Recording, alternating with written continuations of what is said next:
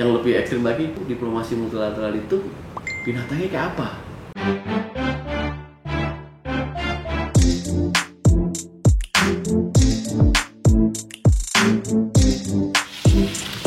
Teman-teman, apa kabar?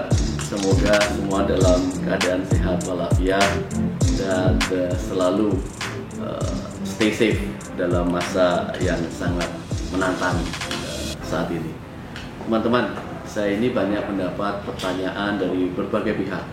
Ada yang lewat WA, ada kadang lewat Facebook saya, dan Instagram, dan Twitter. Pertanyaan sebenarnya kalau disimpulkan cukup simpel. Bapak kan Direktur Jenderal Kerjasama Multilateral. Apa sih diplomasi multilateral itu? Barangnya kayak apa sih diplomasi multilateral itu? Atau yang lebih ekstrim lagi, diplomasi multilateral itu binatangnya kayak apa? Ini suatu pertanyaan menarik sebetulnya. Mari kita coba lihat sama-sama pemahaman dan pengertian dari diplomasi multilateral.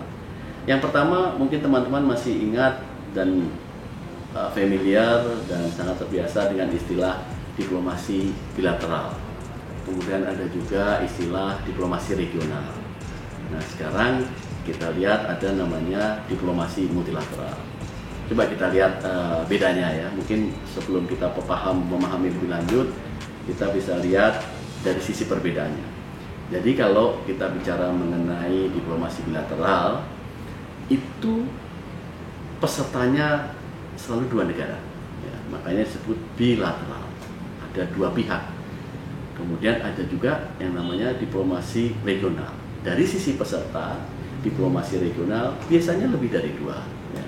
Tapi yang penting, yang lebih utama adalah diplomasi regional biasanya berada pada suatu kawasan tertentu atau region tertentu. Oleh karena itu disebut diplomasi regional. Jadi dari segi jumlah peserta lebih dari dua, berada di dalam satu kawasan tertentu, itu namanya diplomasi regional. Kalau tadi yang bilateral hanya dua, dan biasanya lokasi bisa di mana saja, bisa antara dengan region lain atau bisa dalam satu region. Nah, sekarang yang ketiga, diplomasi multilateral. Apa itu? Nah, kalau kita lihat diplomasi multilateral dari sisi pesertanya, sudah pasti harus lebih dari dua. Ya. Dalam arti harus lebih dari dua, karena kalau dua berarti dia bilateral. Sekarang bagaimana cakupan wilayahnya? Sudah pasti harus tidak dalam satu region atau tidak dalam satu kawasan, sehingga bisa disebut multilateral.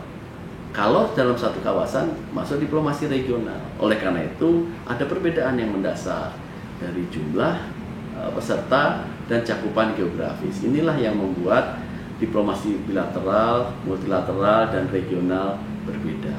Ini dari sisi perbedaannya. Sekarang kita coba lihat dari sisi makna kata multilateral sendiri. Kita lihat sebetulnya kalau orang berbicara mengenai multilateral atau diplomasi multilateral, itu akan mengarah kepada dua pemahaman. Yang pertama, prinsip bagaimana melaksanakan suatu diplomasi, dan yang kedua, aktivitas diplomasi itu sendiri. Ya, jadi suatu saat nanti kalau dengar kata multilateral, kita mesti cari tahu nih, apakah yang dimaksud prinsip-prinsipnya atau aktivitas diplomasinya. Apa itu prinsip-prinsip multilateralisme atau prinsip-prinsip multilateral?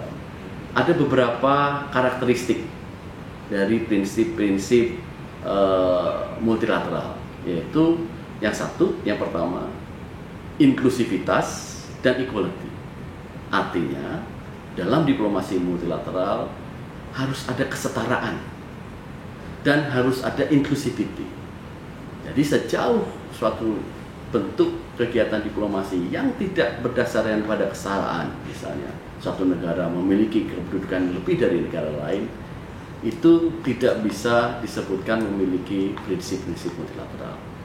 Yang lebih penting lagi yaitu yang sifatnya inklusif, artinya semua boleh ikut.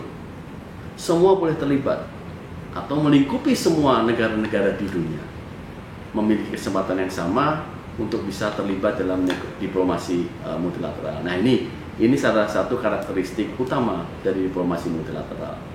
Yang kedua, karakteristik yang tidak kalah penting adalah pemahaman atas prinsip-prinsip non-intervensi. Jadi harus ada prinsip non-intervensi yang memberikan penghormatan kepada masing-masing negara yang menjadi penghormatan dalam arti penghormatan kedaulatan terhadap negara, hak-hak dari negara yang terlibat dalam diplomasi multilateral. Jadi selain inklusif, selain equal, juga ada prinsip-prinsip non-intervensi. Dan ini prinsip non-intervensi bukan barang baru sebetulnya. Karena dari dulu sejak kita mencetuskan Dasar-Sila Bandung, ini sudah menjadi salah satu prinsip dari hasil dari Dasar-Sila Bandung. Selanjutnya, kalau kita bicara aktivitas, kriteria yang lain adalah dari prinsip-prinsip multilateralisme adalah adanya kerjasama. Ya. Jadi yang namanya aktivitas diplomasi multilateral intinya adalah kerjasama, intinya adalah kolaborasi. Ini merupakan karakteristik yang juga sangat spesifik dalam diplomasi multilateral. Jadi harus ada elemen kerjasamanya.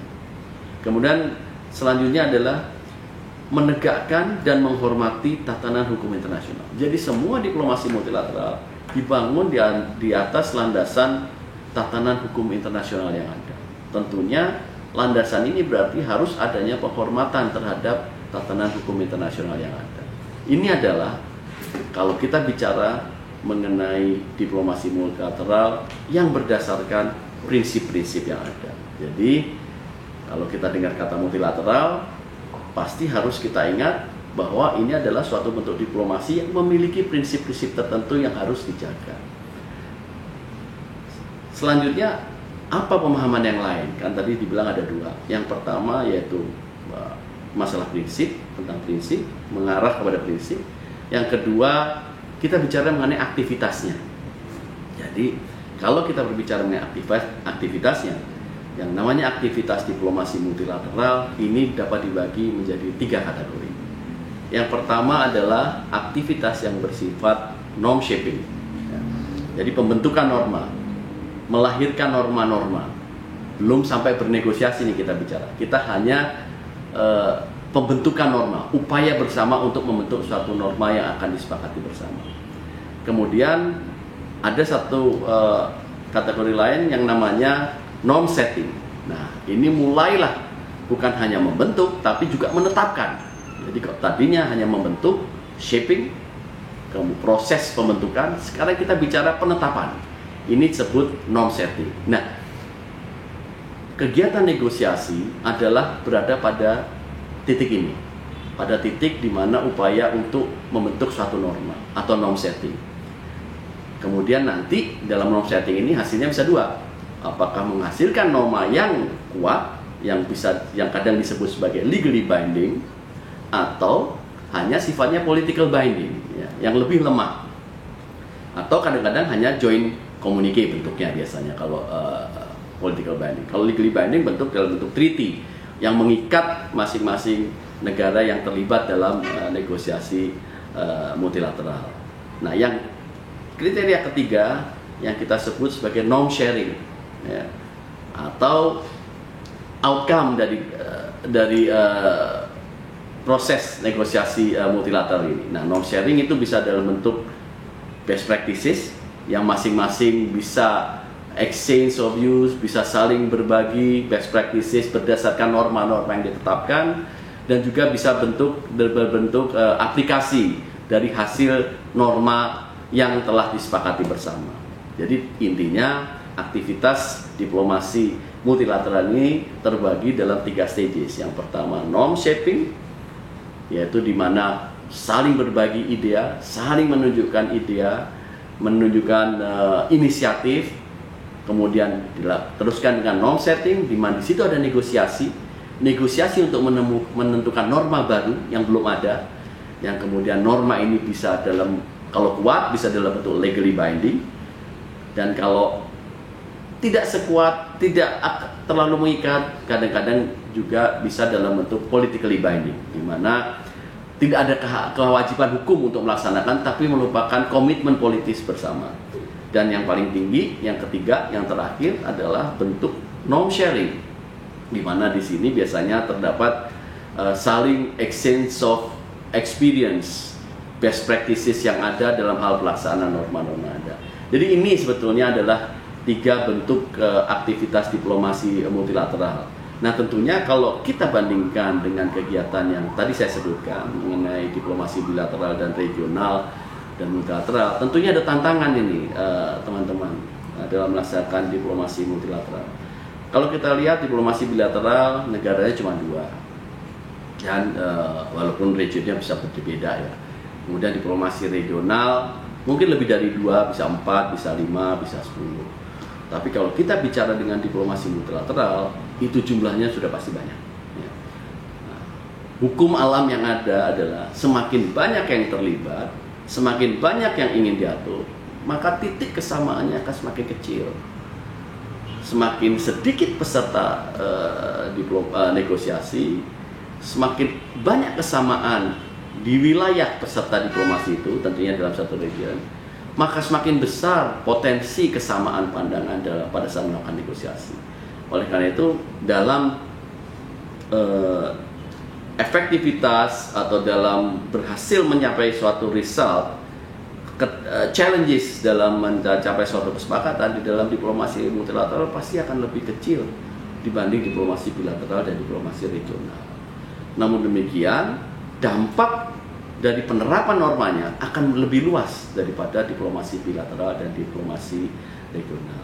Oleh karena itu, tidak bisa kita sebutkan apakah kita mau memilih diplomasi bilateral atau diplomasi regional atau diplomasi multilateral saja. Nah, itu bukan pilihan. Tapi ini adalah suatu fungsi dari diplomasi.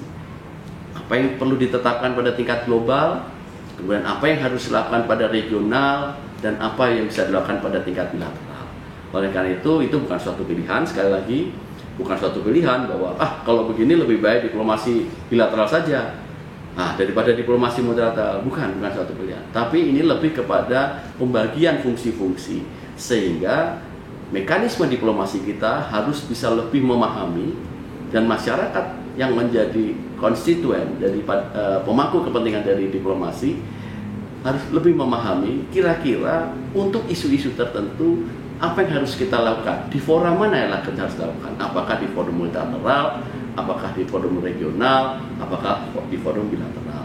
Oleh karena itu, kesemua ini adalah merupakan suatu kegiatan diplomasi yang tidak terpisahkan, tapi juga bukan pilihan. Jadi demikian teman-teman, ini adalah pemahaman dari diplomasi multilateral, sehingga kita bisa memiliki suatu gambaran yang utuh tentang diplomasi multilateral, dan juga kita bisa melihat apa sebetulnya fungsi diplomasi multilateral dibandingkan fungsi diplomasi bilateral dan diplomasi regional.